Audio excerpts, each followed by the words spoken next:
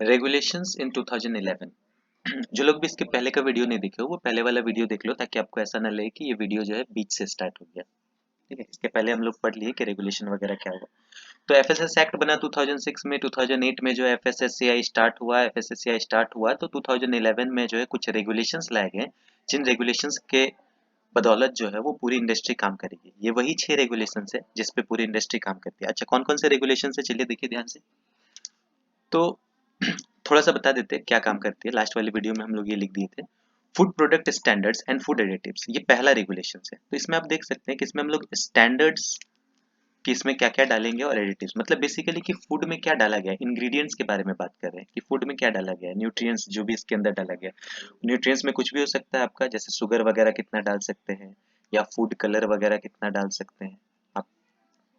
Food colour डाले हो अगर, या फिर आप एसिडिटी रेगुलेटर वगैरह डाला जाता है, तो ये सारी चीज मतलब बेसिकली फूड में क्या क्या डाला जा रहा है, ये सारा का रूल इस रेगुलेशन के हिसाब से होगा कि आप कौन से टाइप के फूड में क्या क्या कितना परसेंट डाल सकते हो।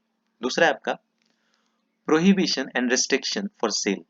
ठीक है, किस ज्योग्राफिकल एरिया में आप क्या सेल करोगे, कहाँ पे क्या सेल करना बंद है, कौन सा दुकान क्या सेल कर सकता है क्या नहीं। जैसे सबके लिए लाइसेंस बनाया जाता है ना, जो हम अगले लाइसेंस वाले में देखेंगे। तो प्रोहिबिशन है जैसे कि अल्कोहल बैन है आपका बिहार में। ठीक है, तो वो इसके अंडर आता है, prohibition and restriction of sale, कि ठीक है भाई बिहार में आप अल्कोहल नहीं बेच सकते। उसी तरह अगला है कॉन्टेमिनेंट्स टॉक्सिन एंड रेसिड्यूज, कि आपके फूड में कहीं कुछ ऐसा तो नहीं है जो हमारे लिए टॉक्सिक है।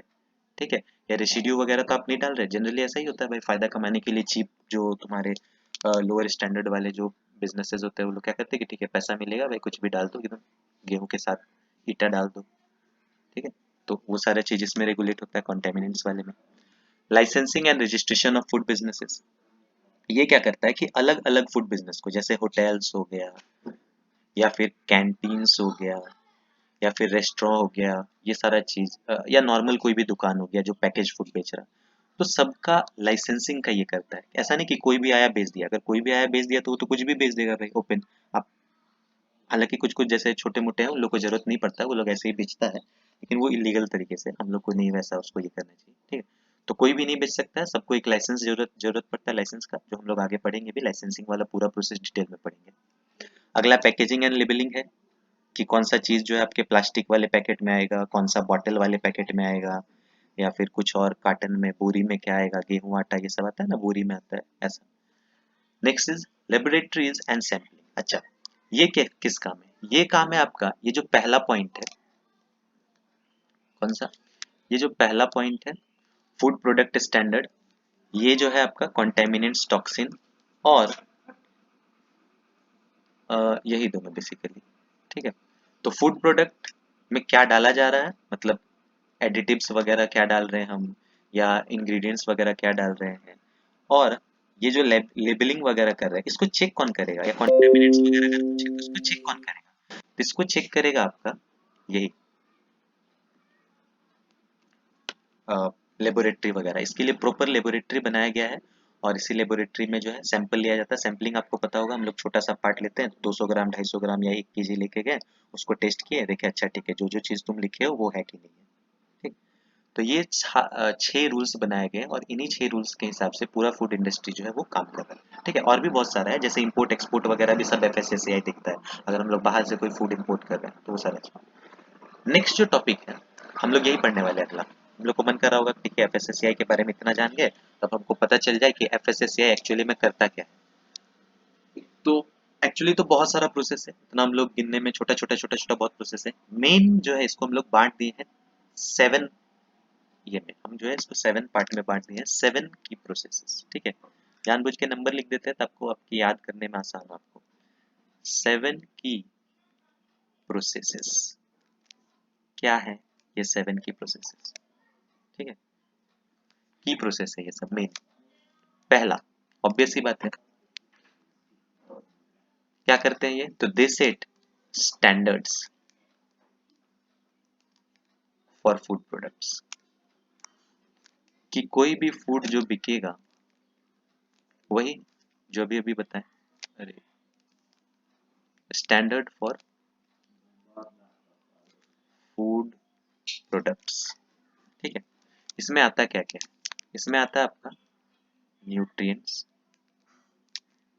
क्या आप डाले हैं, इंग्रेडिएंट्स जो भी है, न्यूट्रिएंट्स मतलब ये हो सकता है आप फैट कितना परसेंट डाले हैं, आप जो है कार्बोहाइड्रेट कितना डाले हैं, आप जो है शुगर कितना डाल सकते हैं, कितना डाल सकते हैं, ये सारा चीज एक रूल बनाया गया, फूड स्टैंडर्ड वाला जो है एक रूल बनाया गया कि इस टाइप के फूड में आप इतना इतना परसेंट ये सब डाल सकते हैं। ठीक है, तो ये न्यूट्रिएंट्स वाला काम आ जाता है। या फिर अगर एडिटिव्स अगर डाल रहे हैं आप, फूड एडिटिव्स जिसको बोलते हैं, ठीक है, तो फूड एडिटिव्स में क्या क्या आ सकता है, फूड एडिटिव्स में जैसे आ सकता है आपका फूड कलर, कितना फूड कलर जो है परमिटेड है, या कौन से केमिकल्स जो है परमिटेड है, कौन से फूड कलर्स आप डाल सकते हो, वो फूड कलर्स आ गया। या फिर टेस्ट मेकर डाला जाता है, आपको पता होगा मैगी वगैरह आप लोग खाते हैं, बहुत ही टेस्टी लगता है, तो उसका एक रीजन है, टेस्ट मेकर्स डाले जाते हैं। या फिर एसिडिटी रेगुलेटर वगैरह डाला जाता है, जो भी पैकेजिंग फूड होता है, एसिडिटी क्या लिख दिया, हाँ, ठीक है, रेगुलेटर। ठीक है, तो इन सारे चीज को कि किस फूड में कितना परसेंट क्या डाल सकते हो आप, ये स्टैंडर्ड जो है एक रूल बना दिया गया है, लिख दिया गया है, उससे उसी के आसपास आपको डालना है, उसी मतलब उसी रूल के अंडर डालना है, उसको आपको जो है ब्रेक नहीं करना है। तो पहला ये काम है कि भाई आप स्टैंडर्ड जो है डिफाइन कर देते हैं कि इस फूड का ये स्टैंडर्ड है और इसी के हिसाब से आपको चलना है, अगर आपको इंडिया में जो है फूड बिजनेस चलाना है तो। सेकेंड इज, ठीक है, ये पहला हम लोग को पता चल गया। नाउ सेकेंड वन, सेकेंड है आपका they develop they develop safe food practice, safe food practices. ठीक है, सेफ फूड प्रैक्टिसेस मतलब क्या हुआ, जो भी फूड बिजनेसेस फूड बेच रहे हैं, जैसे मान लो कोई अगर मीट बेच रहा था, आपको देखा होगा कि अभी नया रूल्स वगैरह पहले जो नहीं था वो आ गया है कि मीट जो दुकान होना चाहिए वो सब ग्लास से कवर्ड होना चाहिए, आप बाहर से ले सकते हैं, ऐसा नहीं कि आपके सामने मीट काट रहा, खून का छींटा पड़ रहा है आपको, या फिर बाहर से कोई डस्ट वगैरह धूल वगैरह सब उस पर पड़ रहा है, क्योंकि रॉ चीज है भाई। तो बेसिकली हाइजीन, ठीक है, इसके अंदर क्या क्या आ जाता है, इसके अंदर हाइजीन आ जाता है। या फिर इसके अंदर जो है जैसे मान लीजिए कि कोई मिठाई की दुकान है, तो ऐसा नहीं कि सेम ऑयल को आप बार बार यूज करो, है ना, एक प्रोग्राम आया था रुको, सेम ऑयल को बार बार अपने यूज कर सकते हैं, अलग अलग ऑयल, तो ये सब। या फिर आप अगर फूड बेच रहे हो तो उस पर आपको एक्सपायरी डेट लिखना पड़ेगा, इन सारी चीजों का जो है वो ये भी काम किसका है, FSSAI का काम है। तो दूसरा यही हो गया safe food practice, safe and hygienic. ठीक है, थर्ड वन, दूसरे में क्या आ गया पता चल गया होगा, third one is license, they license food businesses. अगर आपको शराब बेचना है तो लाइसेंस लेना पड़ेगा, सिर्फ शराब में ही नहीं, अगर आपको दुकान खोलना है तो भी लाइसेंस लेना पड़ेगा, मिठाई की दुकान हो, आपको रेस्टोरेंट खोलना है तो भी लाइसेंस लेना पड़ेगा। सारे फूड बिजनेसेस का अलग अलग लाइसेंस होता है, central license, state license, registration, ये सारा चीज। तो तीसरा काम इसका ये हो गया कि लाइसेंस करना। चौथा काम इसका है कि ये सारी चीजें, ये तो रूल बना दिया सबके लिए, अब लाइसेंस बना दिया लेकिन कोई ले ही नहीं रहा, फायदा क्या होगा, इन सारी चीजों को देखना। तो कंप्लायंस, कंप्लायंस मतलब चेक करना कि सब चीज सही चल रहा है कि नहीं। तो कंप्लायंस थ्रू इंस्पेक्शन, कैसे चेक करेगा, इंस्पेक्ट करके, कंप्लायंस थ्रू इंस्पेक्शन। ठीक है, इसमें जो है आपका क्या होता है, पेट्रोलिंग वगैरह सब होता है, वीक टू वीक ऑडिटिंग वगैरह सब आता है। ठीक है, इसके अंदर आपका ऑडिटिंग आता है, सबका ऑडिटिंग होता है, फिर रेड वगैरह सैम्पलिंग आता है, सैम्पलिंग किया जाता है कि भाई सही है कि नहीं है, ये सारा चीज आता है इसके अंदर। ठीक है, चेक कर लिया सही चल रहा है कि नहीं। इसके बाद फिफ्थ फिफ्थ है आपका टेस्टिंग जो होता है, जिसको क्या आप बोल सकते हैं लैब वगैरह में, तो टेस्ट फूड फॉर स्टैंडर्ड्स। ठीक है, ये इसी में आ जाएगा, कंप्लायंस बोल दीजिए या जो भी बोल दीजिए, स्टैंडर्ड्स। तो फूड प्रोडक्ट को टेस्ट करता है, इसको टेस्ट करने के लिए जो आपका लैब वगैरह बनाया गया है, और जैसे कि मान लीजिए सैम्पलिंग हो गया, ठीक है, सैम्पलिंग होने के बाद अब क्या होता है कि वो जाता है आपके लेबोरेटरीज वगैरह में, सब FSAI की अपनी लेबोरेटरी बनी हुई है, इसका अपना एक साइंटिफिक पैनल है।